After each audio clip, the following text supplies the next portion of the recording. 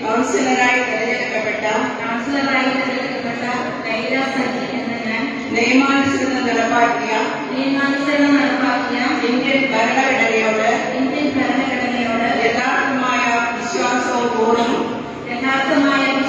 കൂറും പുലർത്തുമെന്നും ഇന്ത്യയുടെ പരമാധികാരവും അഖണ്ഡതയും നിലനിർത്തുമെന്നും ഭയാശങ്കയോ മമതയോ വാത്സല്യമോ വിദ്വേഷമോ കൂടാതെ ഞാൻ എന്റെ ഔദ്യോഗിക കർത്തവ്യങ്ങൾ യഥാവിധിയായും വിശ്വസ്തയോടും